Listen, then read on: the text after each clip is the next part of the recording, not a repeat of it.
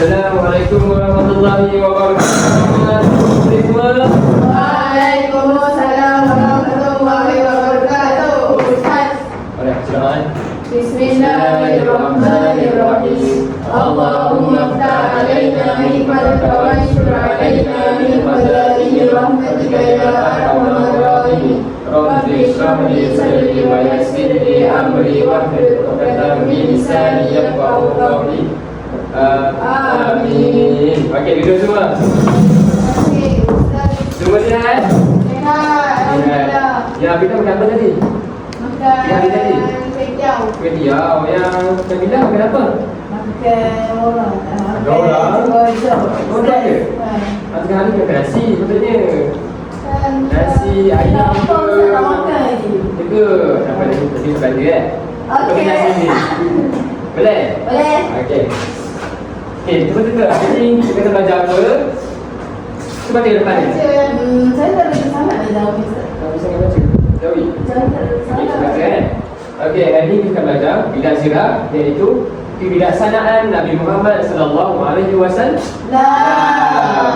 Okey.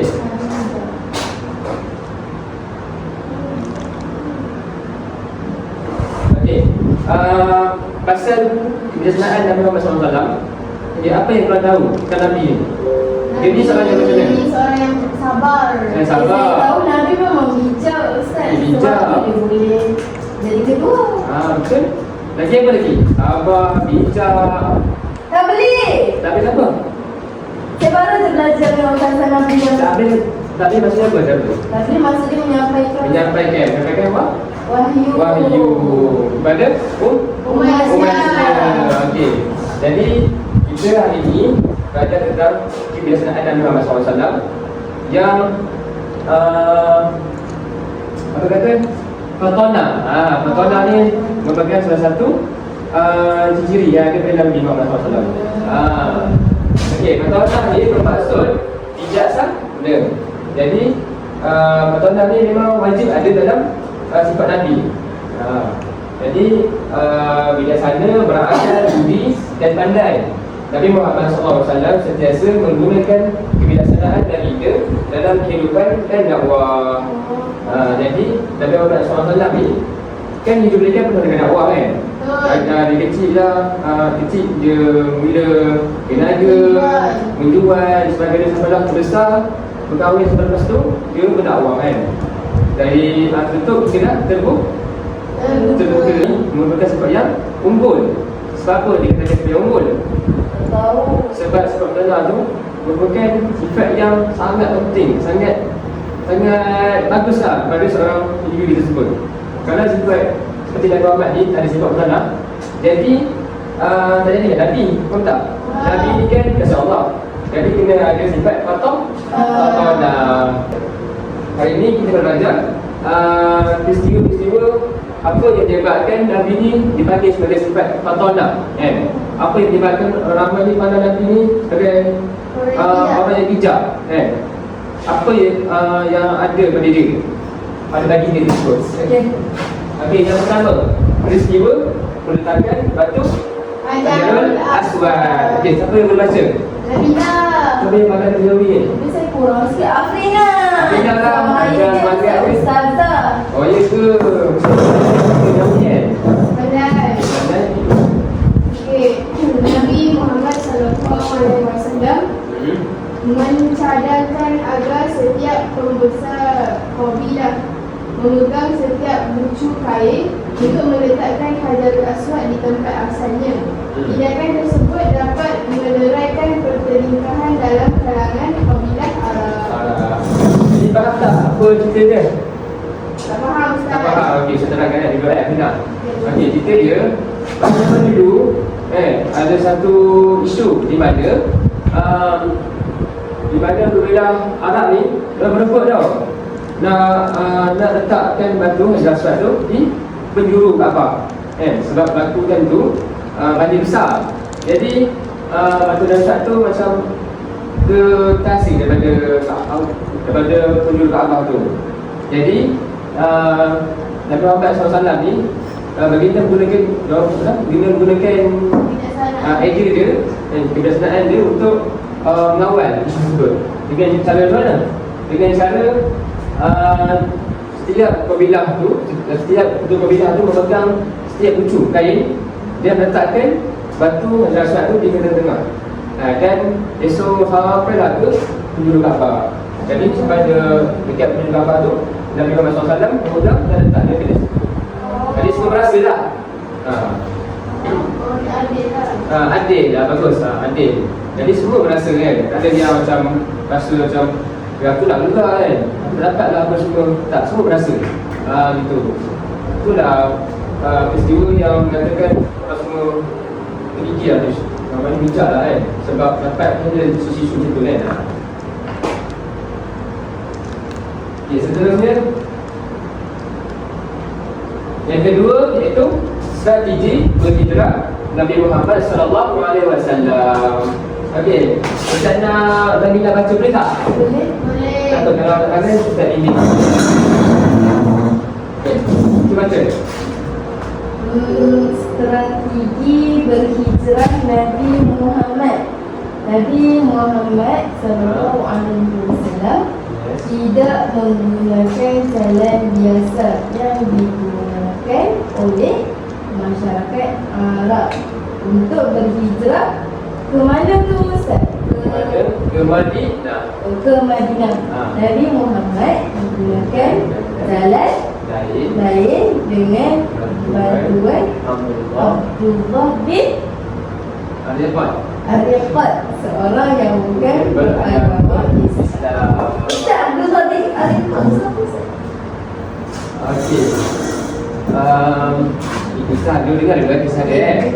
Okey, kisah dia di mana perjalanan Nabi itu berhijrah daripada Mekah ke Madinah.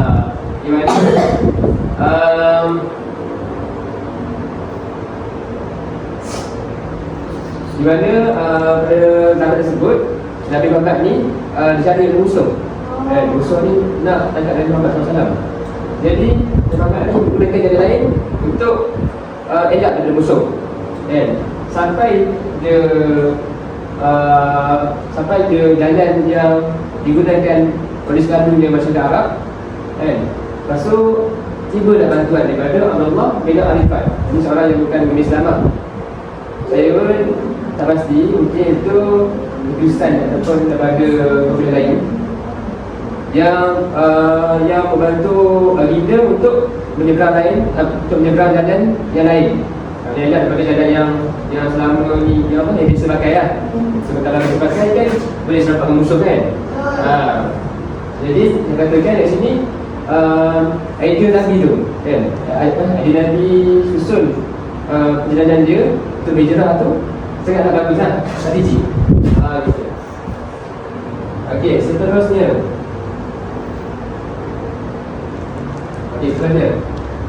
Saya rasa ini semua bisa dengar lah. Itu diadakan kaum Aus dan Khuzraj.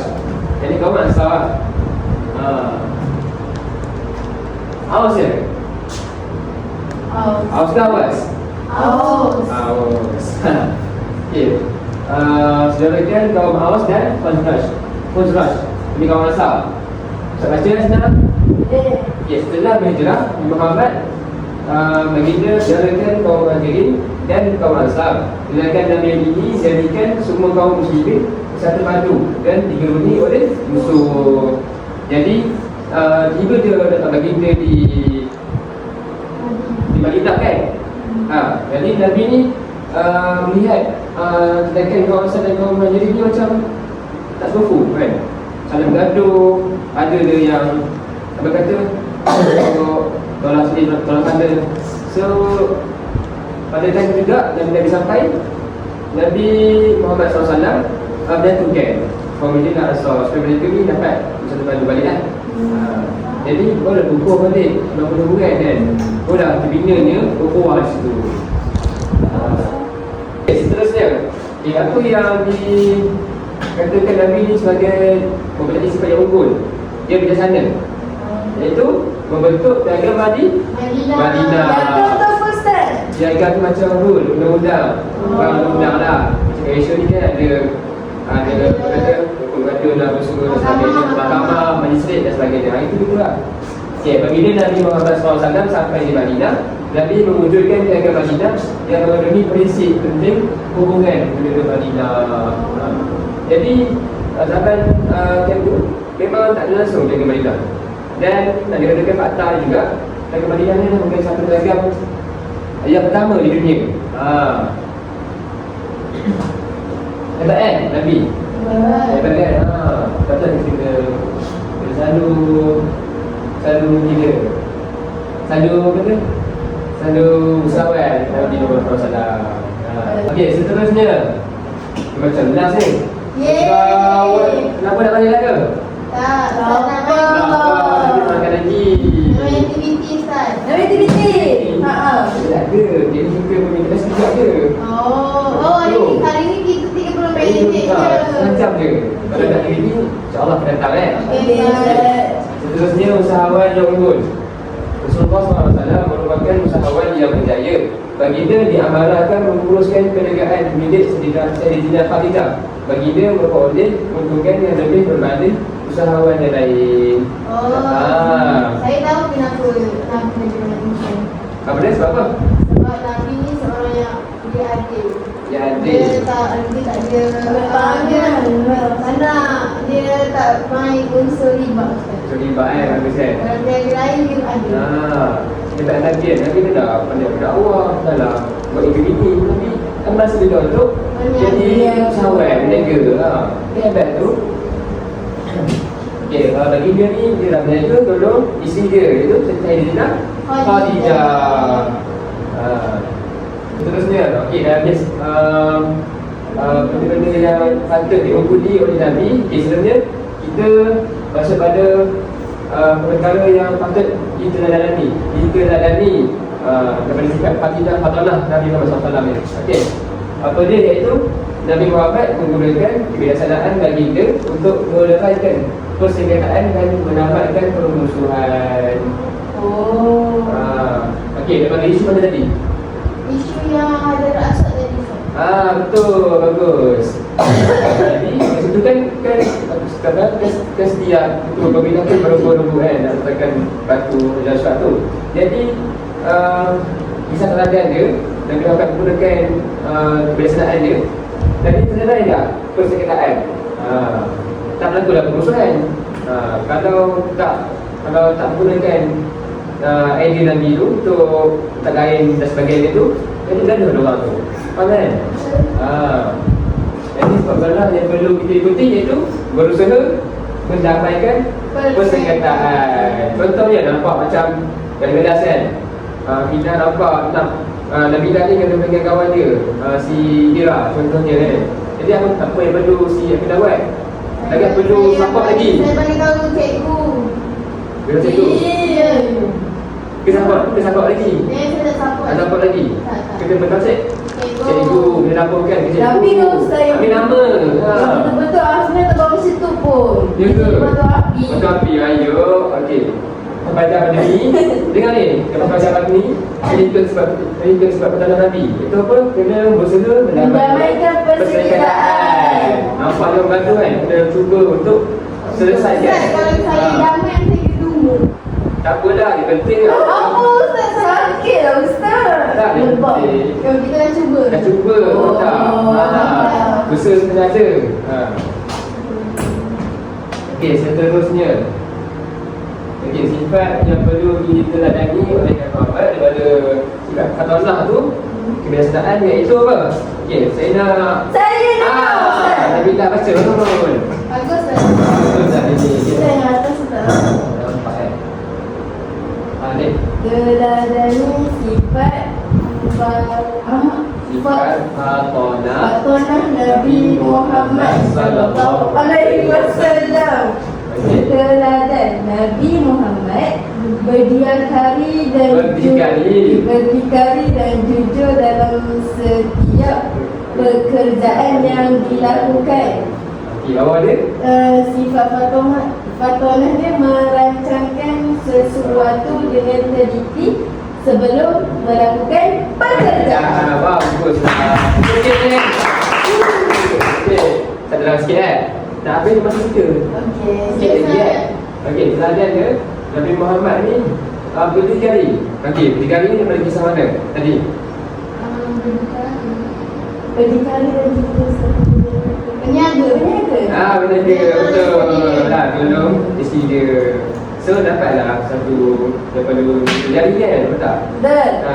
Setuju. Dan jujur dalam setiap pekerjaan yang dilakukan. Ya, sebab kalau kita meniaga kita kena jujur. Kena jujur dengan itu. Kalau itu Dosa. Kalau dosa masuk api neraka. Bagus. Itulah konsep dia. Okey, singkat tanah juga apa yang kita perlu ambil iktibar pada sifat tanah tu, merancangkan sesuatu dengan teliti sebelum melakukan pekerjaan. So maknanya kita kena ada plan, kena ada set dia punya perancangan sebelum nak memulakan sesuatu. Itulah. Ini last sekali sebelum kita menentukan tirai pada hari ini, Ustaz nak Afina baca rumusan dia apa? Rumusan dia teladani kecerdikan dan kebijaksanaan Nabi Muhammad untuk tujuan kebaikan. Untuk tujuan kebaikan. Okey, apa yang Afina faham daripada Maksudnya rumusan ni? apa yang saya dapat, kita sebagai umat Nabi, kita kena ikut cara Nabi ni, iaitu kita kena bijaksana untuk kita mencapai kebaikan. Kebaikan dunia dan Akhirat. Okey, bagus. Tepuk tangan. Okey, jadi itulah tadi kita pada hari ini yang kita belajar. Terima kasih semua. Sultan Al-Filan dan Tuan Al Kathira. Jumpa lagi insya-Allah di depan tajuk yang akan datang. Baik, InsyaAllah. Ustaz. Terima kasih. Assalamualaikum.